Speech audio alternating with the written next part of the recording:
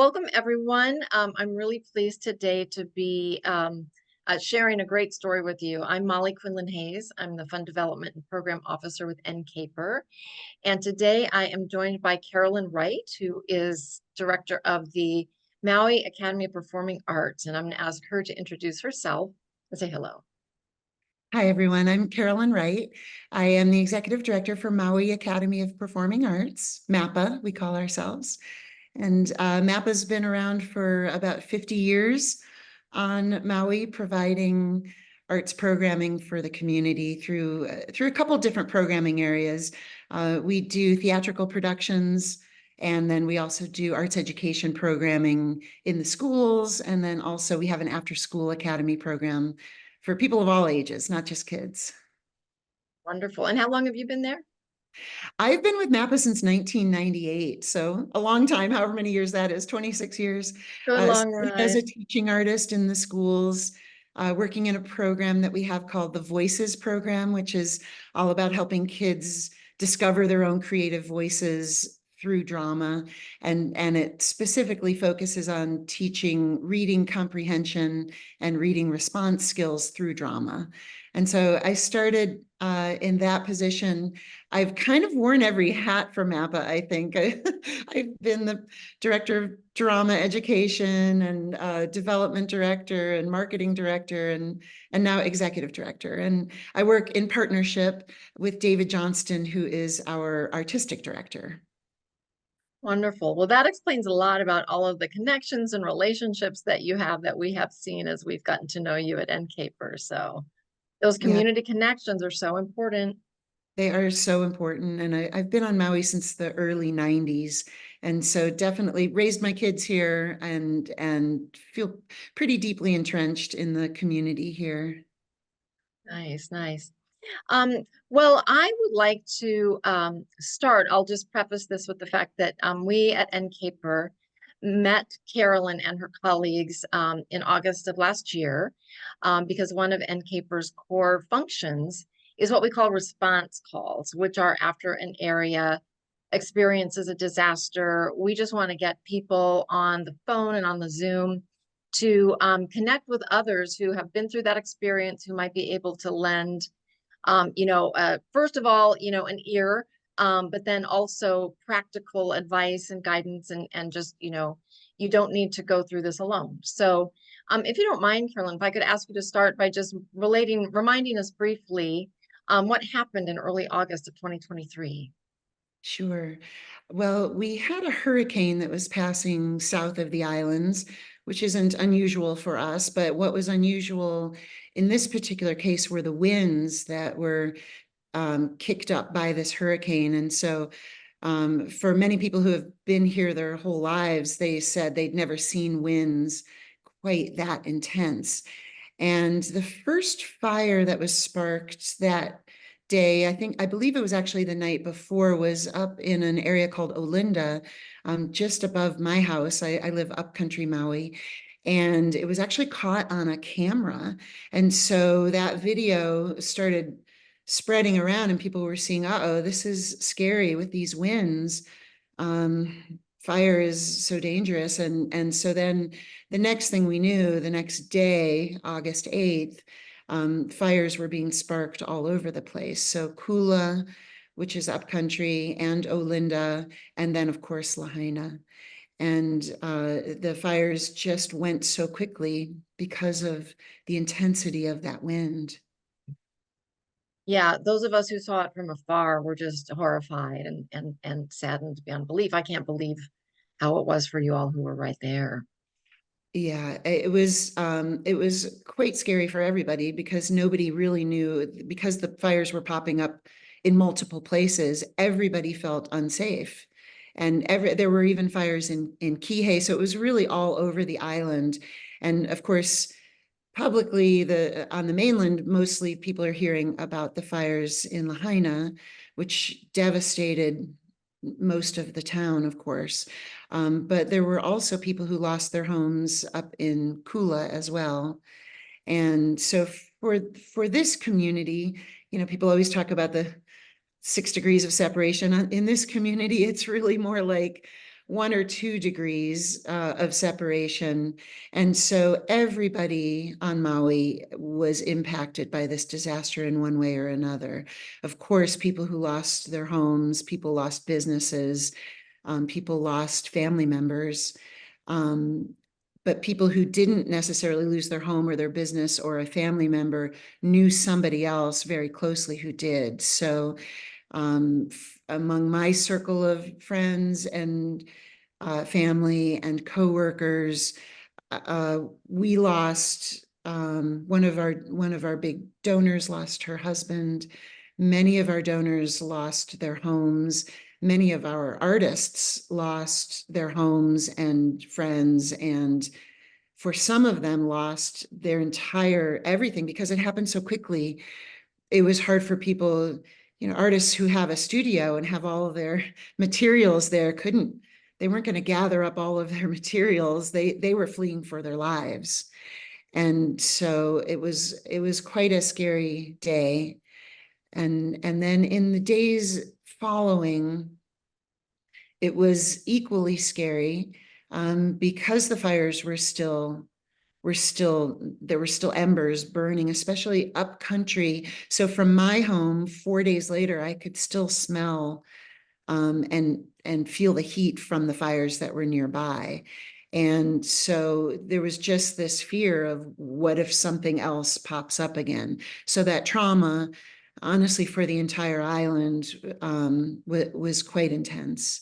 And then there was the intensity of how do we take care of the people who have been displaced and the people who don't know what happened to their loved ones. And so that it was quite a scary experience. It was the first week of school, so it was a difficult time. School was canceled that day because of the high winds. So it was unusual anyway, just because of the winds. But then after the fires happened and people just scattered, and some people didn't have their cell phones with them, and then there wasn't any connection with the West Side through cell phones, and so people didn't really know um, where everybody was. And That so uncertainty had to be just, ugh. really, really intense and scary. And so the entire community rallied around how do we help the people who are displaced, first of all, and then how do we help the people who are suffering because they don't know what's happened to their loved ones. And oftentimes those are the same people. And so the county, of course, had set up shelters. There were big gymnasiums. The big war memorial municipal gymnasium was opened up and became a shelter. And so almost everybody I know dropped everything. Work wasn't happening almost and went and volunteered at the shelters. At World Central Kitchen set up a food preparation place at the college. We have University of Hawaii, Maui has a big culinary program. So they have a huge commercial kitchen, and many of the chefs and restaurant workers gathered in that kitchen and helped make meals to be distributed across the island. And so that first week was really just all about how can we get clothes to people who need it, get food to people who need it. And then within a few days, by the time the authorities kind of engaged in the process, because really the first few days it was just very community driven. There wasn't a lot of impact, if you will, from the government yet. And I think they were just trying to figure out, what to do and how to help. And so I don't know if this happens in other disasters, but it really was just very community driven. People loading up boats with supplies and getting it over to Lahaina for the people who were living on the beach, because they had no place else to go. And so after a few days went by, those of us in the arts world said, okay, let's figure out, is there something we can do? Is there a way that we can bring what we know to be the power of the arts as transformative agents in our lives? Is there something that we can do to help? And so within a couple weeks, we had created programs that were sending artists over to the West Side to work with the folks Which is that, where Lahaina is. yes, which is where Lahaina is. And so many of the families at that point had been put up in hotels. And so, because of course, tourism shut down.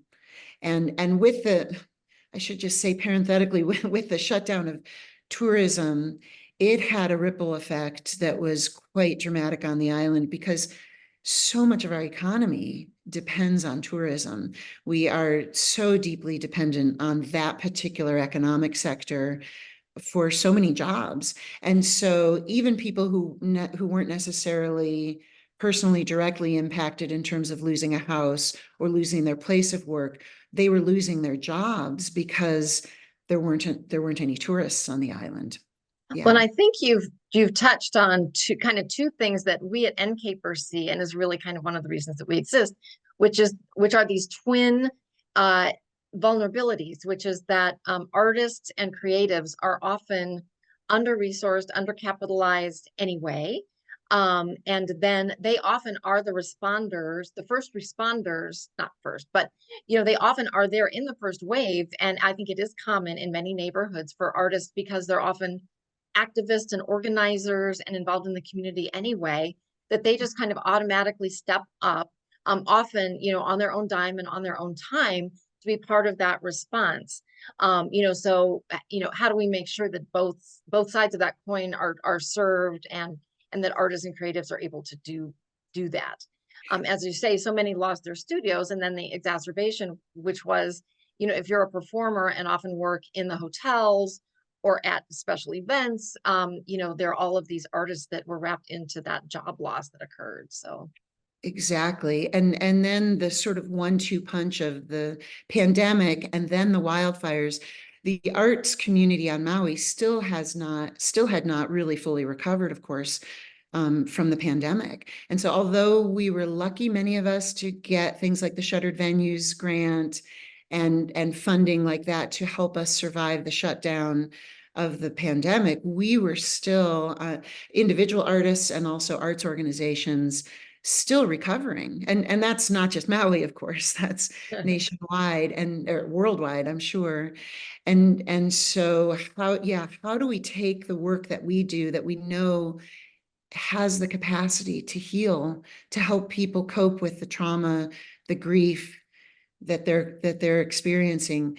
How do we take that work to the people if we don't have the funding to create the work? And so it is definitely one of the challenges that we're facing right now.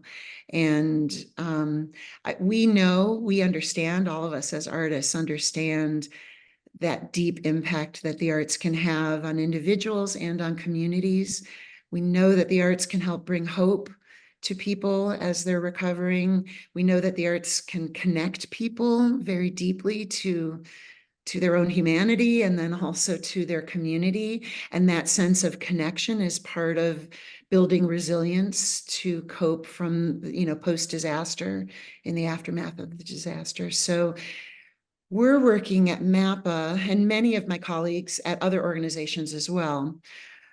We're working now we initially were working to try to figure out, okay, how immediately can we serve some of the needs of the people who are suffering, who are the survivors, and the other people, not necessarily survivors, but just all of us were impacted in one way or another. So how do we help the healing of our island through the arts on an immediate level? And then as time went by, we started looking at, okay, maybe we need to be looking at the long-term goals here. And I've noticed that there are 3 waves that we've experienced here. There was that initial wave of, okay, how do we help people?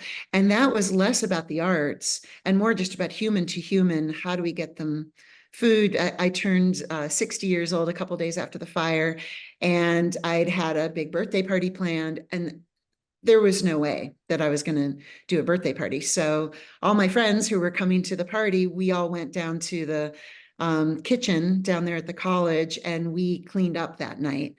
And so that was the way of, of celebrating my birthday. And Oh, it that honestly felt felt like good though. it did. It felt like the only way to do it. It was, I can't have a birthday party when we're suffering through all of this as a community. And so that initial phase was really all about that. And many of us went and volunteered. I went and greeted people who were showing up for FEMA. It was such a scary experience for people to show. It was at the college as well. They had set up a center there. They had multiple centers across the islands, or across the island, but one of them was at the college. And we noticed in the first day, we heard some feedback that people were too scared to walk into that room. Maui is such a different place, and there were people, from the mainland sitting there at tables wanting to help, Mhm. but there was a sort of fear, I think, of the outside coming into Maui, and maybe a lack of trust. And so we thought, oh, let's get a group of people together. And we happened to be all artists. Let's all get together and let's be the greeting committee. So as Mm. people are pulling up to the FEMA center, we greet them. We say talk story here. That means like chit chat with them. So we greet them, we talk story with them, we help them feel comfortable, and then we walk them into the FEMA center and introduce them to the FEMA worker so that they have that transition. And it was a really powerful experience. And I think it was a way that artists could help, even though we weren't using our art form, we were using that capacity that artists, especially performing artists, tend to have, to be able to connect with people. And we heard so many stories, just devastating stories of what had happened to people. But that was the initial phase. The next phase was really more about, okay, how do we take our art forms and how do we bring that to the community where they are, because they're not going to be able to come to us. How do we bring what we have to them and try to help them experience just a little bit of joy in what is an otherwise joyless experience? And so we worked closely with Maui Arts and Cultural Center and the YMCA, and created a program that sent teaching artists in all art forms over to the hotels. It was quite a learning Which is experience. where FEMA had put up dislocated people. Exactly. So we had families living in hotel rooms over there because there just wasn't any place else at that point to put them, and the tourists weren't there. So it was wonderful that that FEMA was able to solve that as a temporary problem. There are, by the way, still families living in hotels because they have not yet been placed in permanent housing just because of the housing shortage. And we're Um, talking today, it's early May of 2024, so 9 months yeah, later. that's right. So we sent teaching artists over to Lahaina, to the hotels where the survivors were living. And we set up a schedule of, drama teachers and dance teachers and music and hula and a whole smorgasbord of arts opportunities. And what we learned initially was that people weren't ready for that. The teaching artists at first felt disappointed because we thought, wait, we have so much of value to bring you. We want to do a little drama exercise with you that's going to help you, but it was too frightening. People were still and are still, honestly, in that traumatized stage. And what we found was that they were more comfortable coming and just watching the artists do their work. And so we had musicians just bringing a guitar or an ukulele and playing, and then the survivors would trickle in and sit and watch, and that was healing. And then there were people doing hula. And so the Maui Arts and Cultural Center, they have a wonderful core of teaching artists, and many of them are Hawaiian themselves. And so they were able to bring that cultural sensitivity to the work that they were doing over there. And One of them told me a story about she would dance hula for them, and she would invite them to dance with her. And some of them would get up and dance, but many of them just wanted to be there, listening to the chanting and watching the hula. And she said there was one older woman who came up to her after a few of the sessions and said, "Oh, I am a hula dancer myself." And the teaching artist said, "Come join me." And she said, "No, no, no, I don't want to. I just want to watch." And so And every week, that, well, that reminds me on one of the calls, I think maybe it was a visual artist working in a space, but someone said there was a young man whose family was staying there. And like the first day he kind of walked by and maybe looked, gave it a glance. The next day he came by and maybe looked for a few more minutes. And by the end of the week, he was coming into the room and sitting down. So I think that idea of just being patient and present is exactly. really important. It's really all about meeting them where they are, and not going in with expectations of what we think should happen.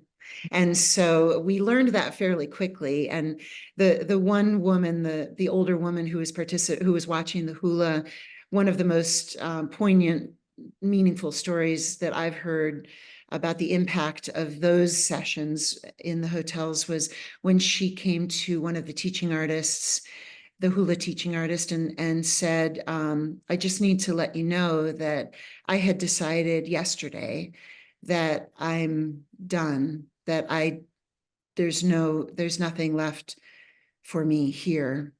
And so she had a plan for how she was going to end her life.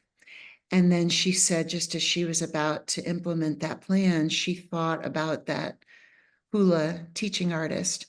And she said, "Oh," she said to herself, she's gonna wonder where I am tomorrow. And so I better go to that hula session." And so that when the teaching artist told a group of us that story, of course, we were all it became very real for us about the impact that this work is doing, even when we don't realize the depth of the impact.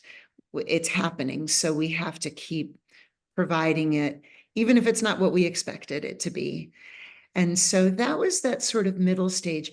I will say that that program is still happening because there are still families living in some of the hotels.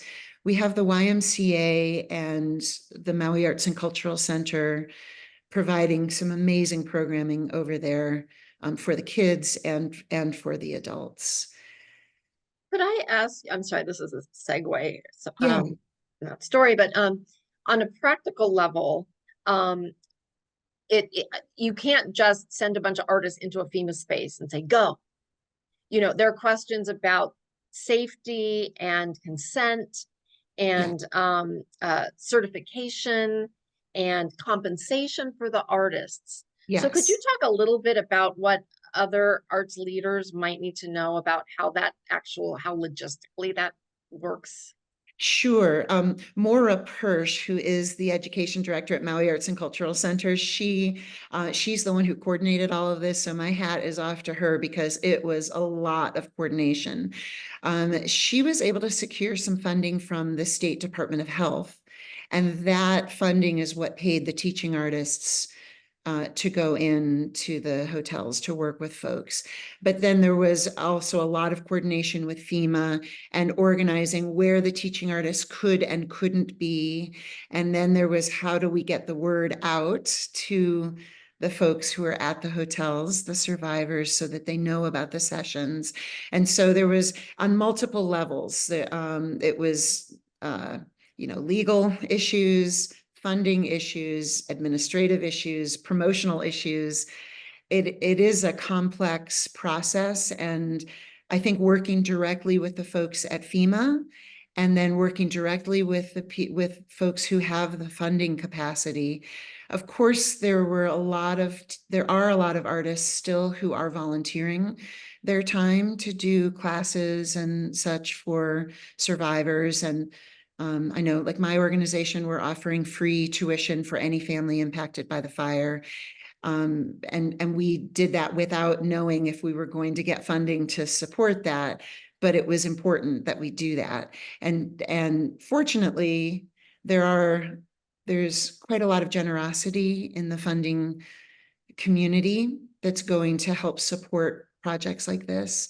And Hawaii Community Foundation, they have a fund called Maui Strong Fund. And they very early on, immediately after the fires, put the word out that said, if you want to contribute directly to nonprofits that are doing the work of helping fire survivors, donate to Maui Strong Fund. And to date, And that got out nationally, that did. Yeah, they so far have collected $190 million. So it's quite wonderful. And they give the grants to nonprofits who are working directly. And so some of those nonprofits are arts organizations. Some of them are housing organizations or health organizations. It's quite a wide variety of help that they're giving. But for some of the arts organizations that are providing direct services to survivors, the Hawaii Community Foundation has been wonderful. And for other communities across the country who experience disasters, I hope that they have community foundations that are as forward-thinking and as wonderful as Hawaii Community Foundation has been for our community. and they sent staff to the response calls that I was looking back, and the first one was on August 24th. And really, our executive director, Jan Newcomb, just puts out the word to our network here, but then also arts leaders in the affected area, and just whoever comes is welcome. And we have the governor's new wellness director was on several of the first calls. The Community Foundation was on the calls. FEMA and the Department of Interior have been on the calls. So I just want to say that the infrastructure has been very active and responsive to the arts community through this whole process, as far as we can tell. And we've been so grateful for that support. I remember when I got the first email that came in, and we were all still just in that initial stage of, oh my gosh, what's happening? How do we help the community? How do we get help for the work that we're doing? And when I saw that email come in, I thought, oh, what is this? I had truthfully never in my entire career, and I've been in this field for 40 years now, I had never considered the intersection of arts and disaster response or disaster preparation. I had never thought of it. And well, so when luckily you never needed to till now. I know. And hopefully some people watching this will never need it either on the recovery side. But on the prevention side, that's what we're starting to learn now, is how do we take what we've learned through the initial recovery stage, and now moving into that more, how do we build resilience against a future disaster? And in that work, we're starting to learn, okay, what is the role of the artists in helping with that prevention stage? And my colleague Maura Persh at the MAC, she's the cheerleader for this particular movement, and she's doing a wonderful job. She's compiled a group of people in arts education. So she's particularly focused in her career on arts education, so mostly for keiki, for kids. And so she has compiled a Maui Arts Education Alliance, and we are all meeting, I think it's bi-weekly, and we're creating a plan to how can we as the artists help mitigate and prepare for future disasters. And I would be remiss if I didn't just put in a little plug here for because it's so interesting, Carolyn, to hear you describe this whole cycle. One of NCAPER's programs is CAM, the Crisis Analysis and Mitigation Coaches. And so we are trained, by the end of this year, we'll have 30 coaches trained across the country. We don't have one in Hawaii, but we might need to make y'all an honorary campsite. That is exactly that, helping artists and creatives be the intersection in their community to have those conversations and to create kind of arts-based mitigation projects. There's some really exciting ones out there. So yes, that's a program that we're proud of and want to continue to expand, because so many creative solutions can come from in bringing the artists into that conversation with community planners and designers and all of that good stuff. Absolutely. I'm so happy to hear about that. These NCAPER calls have been so valuable for those of us who have participated in them. I've been to almost all of them, I think, and many of my colleagues pop in when they can, but I make an effort to work my schedule around being able to be there for each one, because every single call that we do, I learn something new that helps us, that helps me in my work for my organization, or helps me have a perspective on how my organization can help the community. And so I'm really Tip of grateful. the hat to our steering committee, and they're helping out with these calls. That's great. That's great to hear. So I interrupted you. So you had talked about the first kind of wave, which is the immediate response and recovery, and then you're kind of moving into the, response and relief, and Right. then moving. So stage 2 is kind of the recovery, and there's always this overlap because not everyone moves at exactly the same speed. Yeah. And then I think you were about to talk about the third, which is this kind of recovery and mitigation. Exactly, exactly. So how do we start having the long-term view for what is our role as creatives in helping the community? And so for my organization, Maui Academy of Performing Arts, what that's looking like is, how do we craft our programming in a way for our next fiscal year that starts on July 1st? How do we create programming that's going to have a direct impact on our island's recovery and building resilience? And so the work that we're doing is happening kind of on two fronts. One front is just the shows that we're choosing, and the curriculum that we're providing in the schools. How do we choose content that really speaks to what our island is going through right now? What are the conversations that we think people want to be having right now, and how can our work spark those conversations so that we can together try to help heal our community? And so the content of the shows that we choose and the curriculum is what's guiding that. That's one front, if you will. The other front is on an economic side. So we are at our 50th birthday coming up this year as an organization. We're fairly deeply entrenched in the community, and yet we have always been a nomadic organization. We've never had a performance venue of our own in 50 years. And it's been a long-term dream of the organization to own our own venue so that we can control our own fate, so that we have agency over our schedule and everything else. And we love renting the other venues on the island. It's always wonderful to perform in them, but there's nothing like having your own that you can program. And so we've had that dream for a very long time. Just as the pandemic hit, that's when we were starting to raise the funds to actually execute it. We had designed the building, and we were just starting our capital campaign, and then the pandemic hit. So of course that put the kibosh on things for a short period of time. But then, just like in every disaster, there are real learning opportunities. And we discovered that as a creative arts organization building a new theater, we have the capacity to really impact the island economically. We're so deeply entrenched, our economy is in tourism, that when any outside influence impacts tourism, whether it's an economic downturn or the pandemic or a disaster, the entire island suffers. And so what is it that we as a community can do to try to enhance economic diversification so that we're not as deeply dependent on tourism, so that when these disasters hit, we aren't just immobilized as an entire community economically?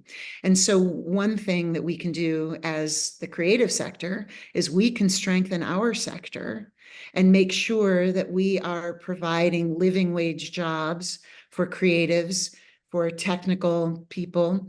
And if we can strengthen our creative sector, that's making a contribution to the diversification of the economy that then helps build resilience against future disruptions. And so we realized that we had a capacity with our new theater to do this. And so we wrote a grant proposal to the US Department of Commerce, the Economic Development Administration. We'd never written a grant like this before, where usually it's all about the kind of intrinsic benefits of the arts, you know, how do the arts enrich our lives and connect our community? Well, this one was all about the economic benefits of creating a strong creative sector.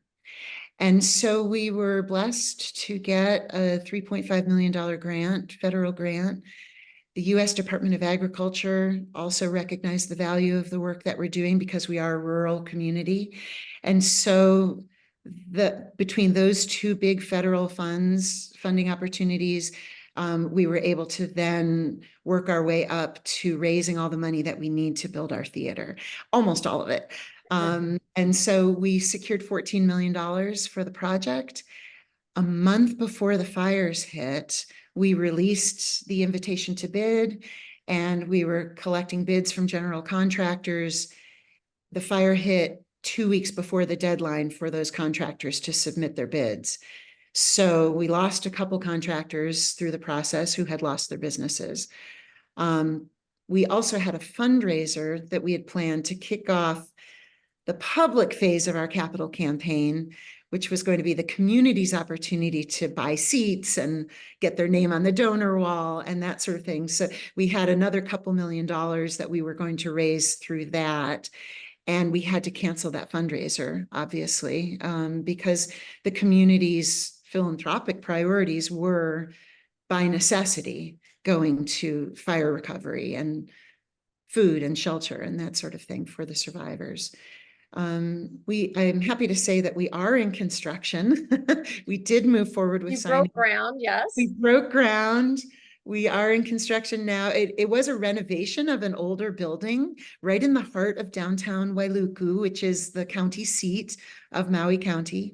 And whenever you do a renovation, of course, there are always surprises. And it's a 72-year-old building. And we had what we thought was a quite generous contingency fund, which we have since learned was not generous enough. So we are still now trying to raise the rest of the money that we need to complete the project.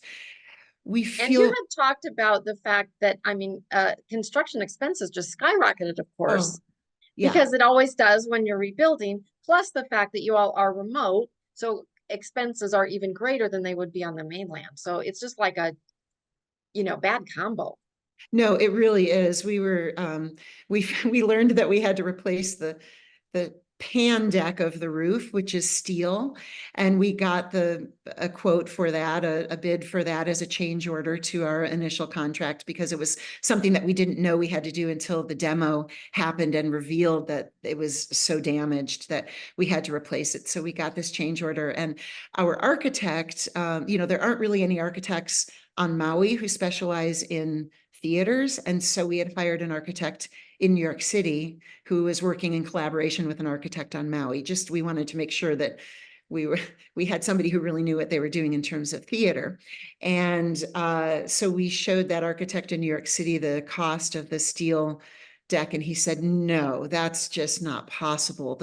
That price is 3 times what it should be. He said, even in New York City, we don't pay these kinds of prices. And I said, no, but we're remote. You figure all that steel has to get here somehow. And so we do just have exorbitant costs here. There are still some supply chain issues in the construction industry left over from the pandemic.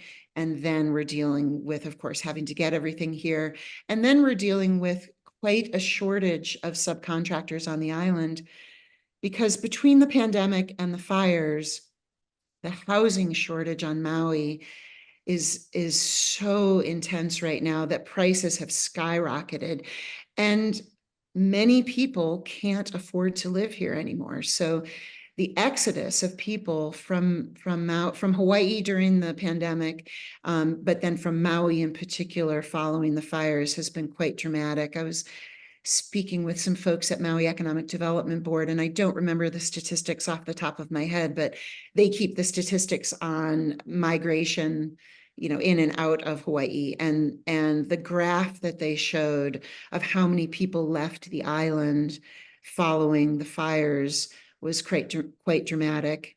And many of them are artists and creatives. Many of them are people in all fields, because people can't afford the housing right now. We were Well, already had it's a fire shortage, a housing shortage before the fire, and then losing all that housing, and then having to put the survivors somewhere else. There are housing projects that are springing up now, which is wonderful to see. But in the short run, there were many families who just couldn't wait for that to be built. So they've moved to be with family on the mainland, or many of them, we call Las Vegas the ninth island, because so many Hawaii people move to Las Vegas because the cost of living is so inexpensive compared to Hawaii, and because there's such a strong Hawaiian community there. And so they feel more at home. but you're losing artists, and you said that you've lost, designers and stage managers and people that you were Yes, productions. absolutely. We lost almost everybody during the pandemic. Little by little, we're trying to bring them back. And that's part of that economic objective that we have for this long-term resiliency plan, is how do we create jobs so that we can entice people to come back to Hawaii, and we can encourage people who are here to stay on the island. I just wrote a proposal for a project that I hope we get it, that's going to, when the theater opens, it will provide an internship and an apprenticeship program, so that it will support us bringing our stage managers, our lighting designers, our set designers, and all of our technical theater people who had to leave the island. If we can pay them a living wage, they will come back. They love it here. They want to be here. And so I'm hoping that this funding will not only support their jobs, but then there's a secondary component, which is then they will be training the next generation.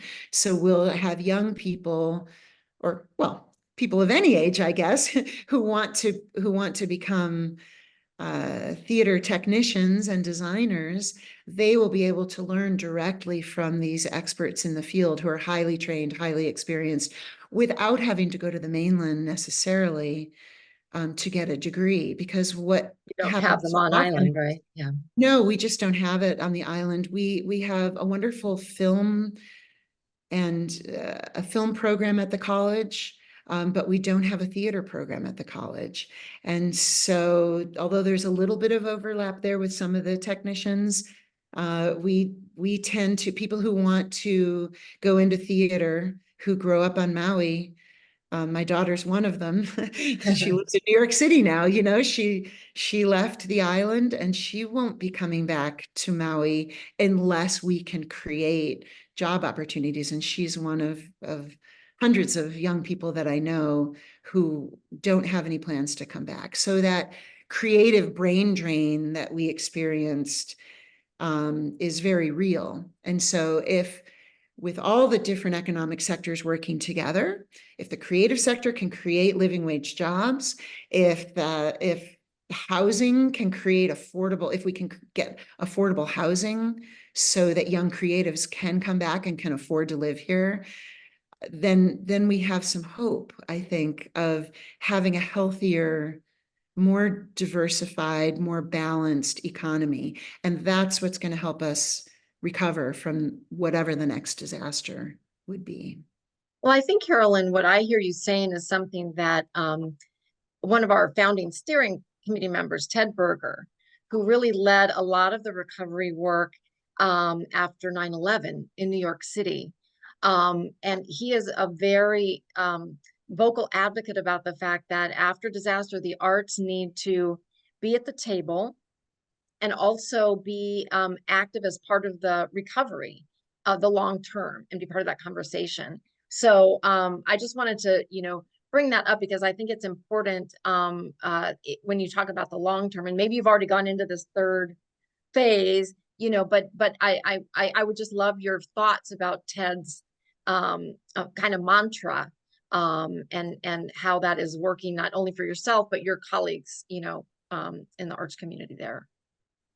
I really appreciate his thinking on that. And I really appreciate all of the comments that he makes during our NCAPER So calls. He asks wise. these questions. Oh, he's so wise. I remember him asking a question about, what are there arts advocates in Hawaii? And that just got us thinking about, oh my gosh, yeah, how can we do a better job in advocacy? And so this idea of how do the arts have a seat at the table, that's a mountain that we are still climbing here in Hawaii.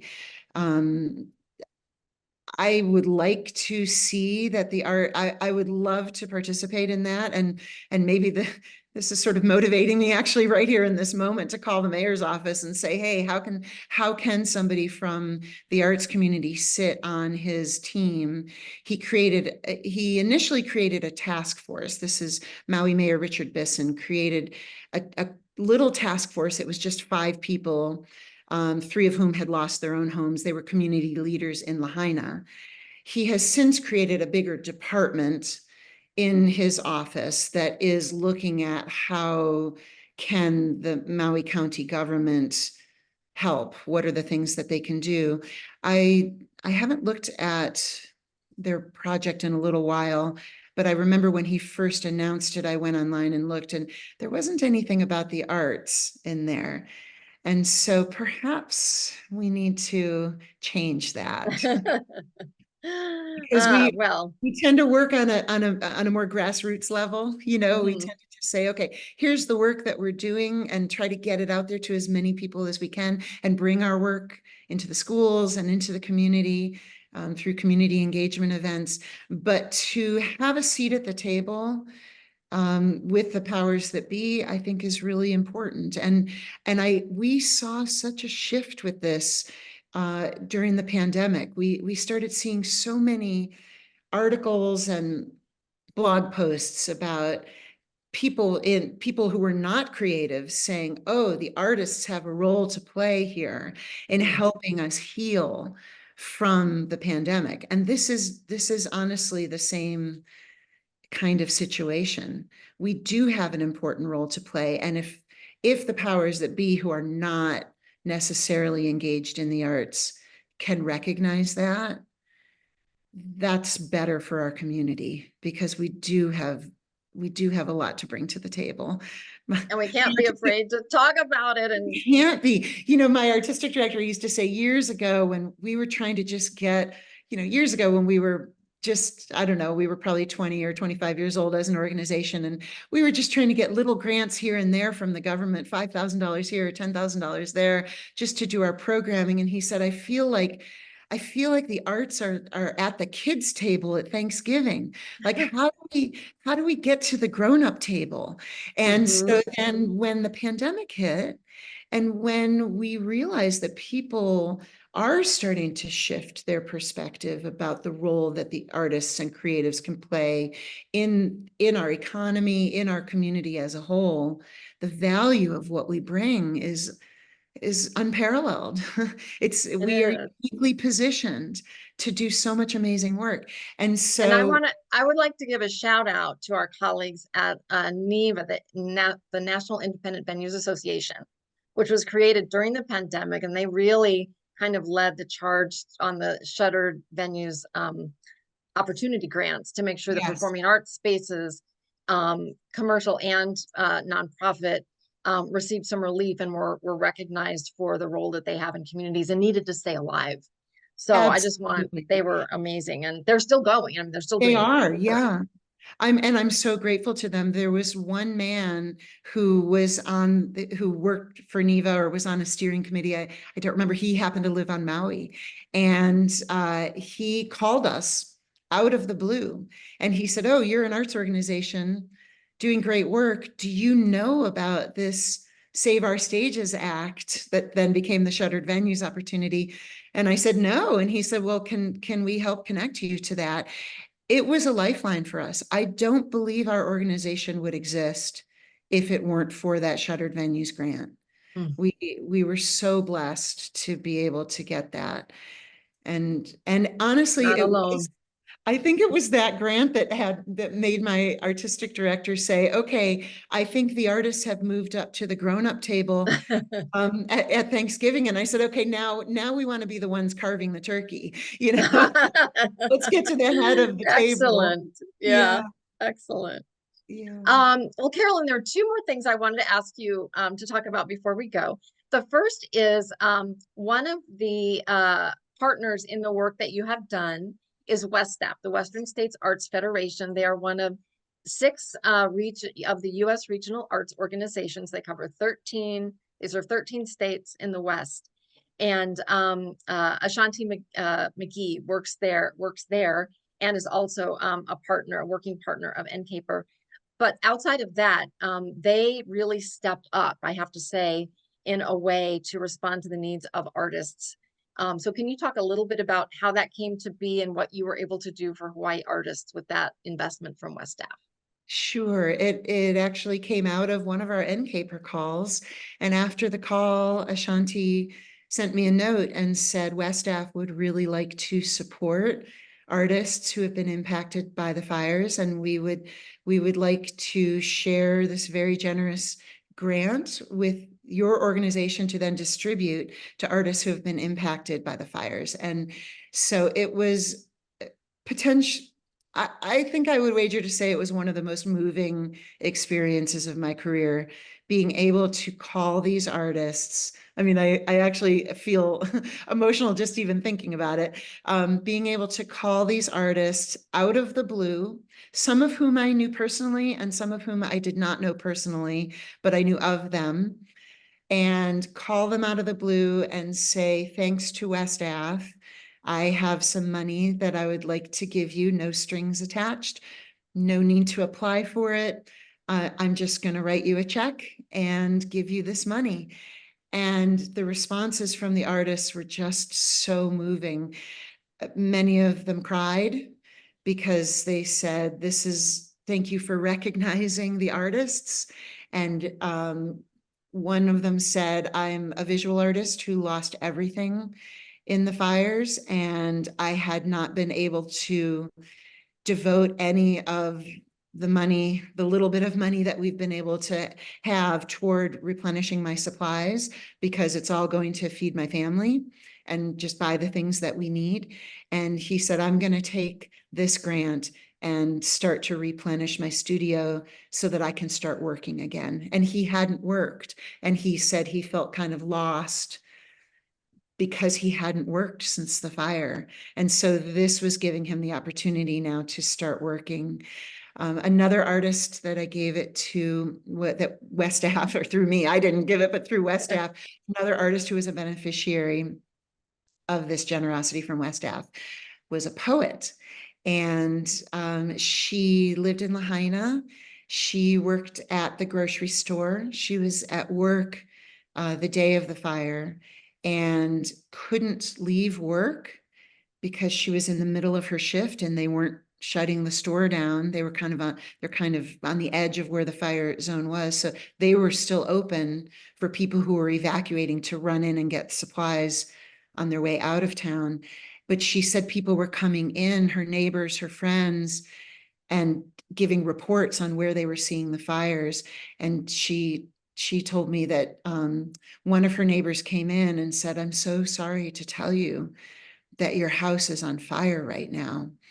So she knew, she had just gone to work that day like any other day, not knowing that everything, she didn't have a chance to go home and get anything. And then a couple of her other friends came in a couple hours later and delivered the sad news that two of their neighbors weren't able to get out of the fire. So she's a poet, and she wrote a poem about the experience. And she delivered this poem we do a class called the Kupuna acting class. Kupuna in Hawaiian means elder. So we do a class that's specifically for elderly people who want to participate in drama.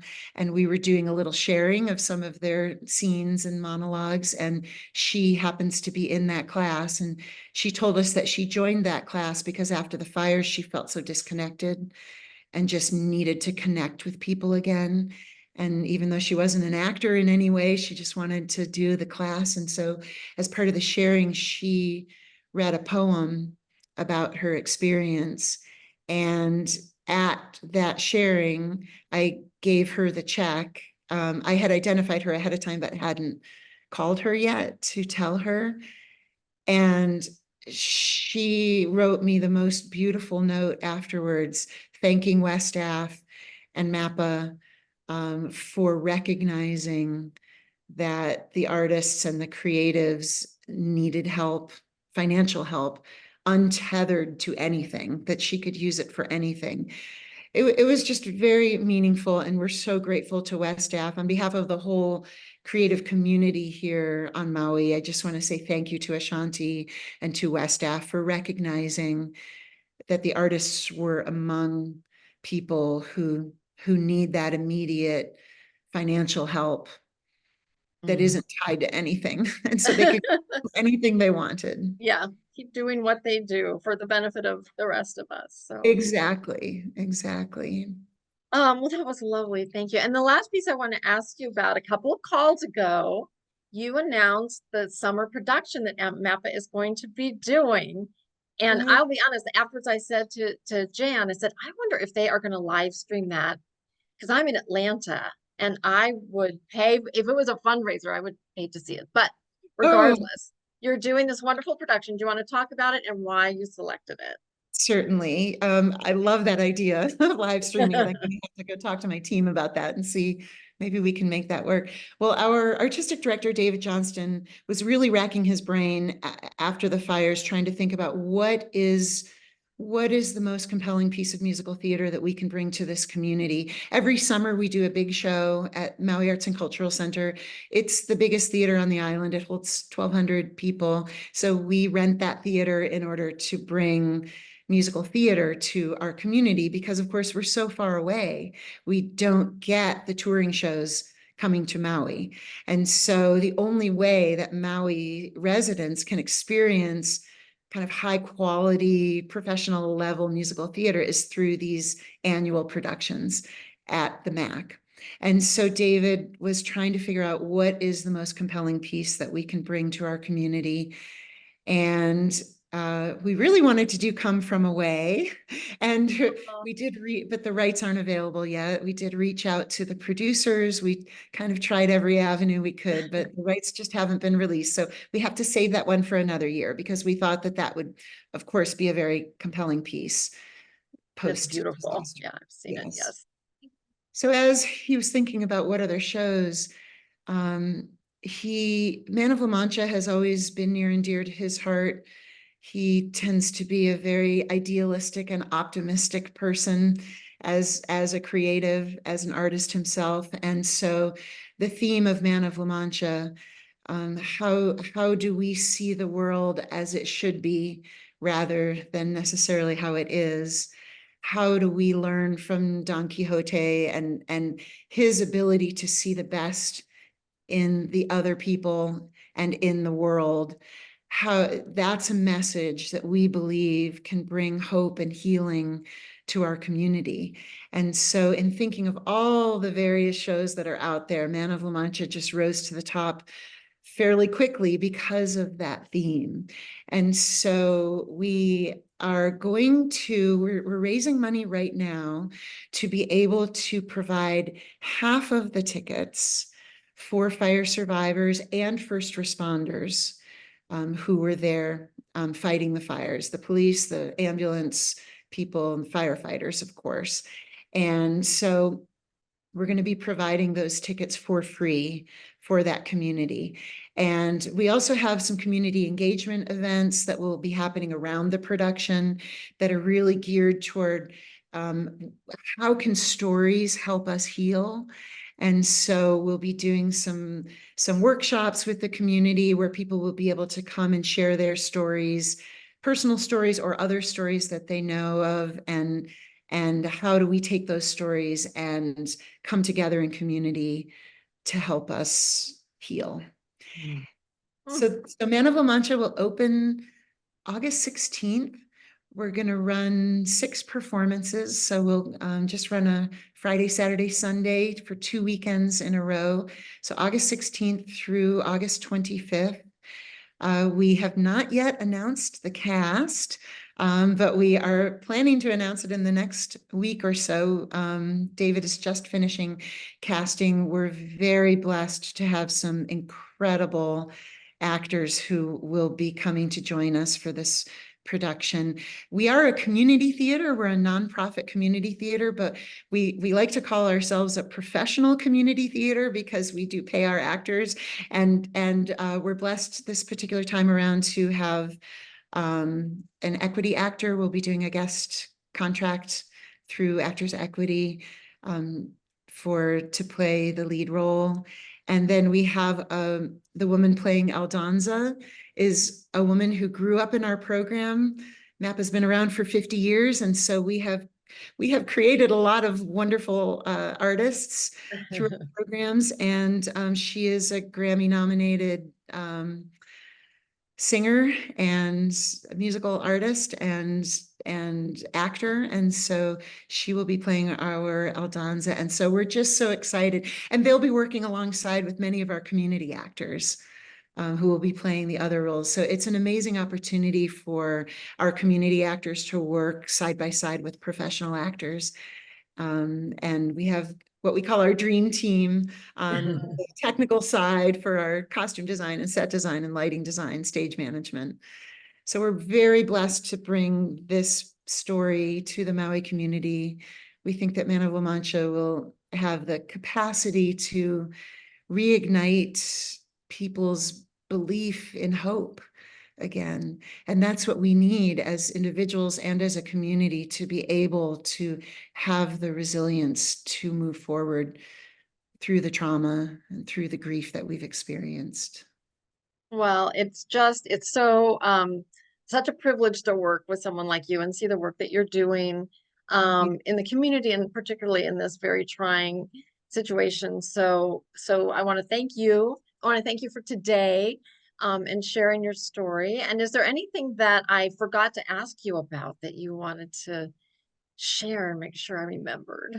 Oh gosh, We no, covered so much. yeah, we did cover so much. No, I can't think of anything, but I just want to say again, thank you to NCAPER for everything that you do for those of us on Maui, and then for all the other communities that unfortunately experience disasters. I'm just so impressed with the work that you do, and we are so grateful. We've learned so much. You've helped us really contextualize what is the role that creatives, artists can play in a community in the wake of a disaster. And you've really helped us move forward as a community. So thank you so much for Oh, everything you've done. that's gratifying to hear. And I learned today things that then we can take and share with the next community, which hopefully will be many moons from now, but that will Yes, need to use it. So because it takes a village, we're all in this together. So yes, yeah. exactly. Well, thank you, Well, Mollie. thank you.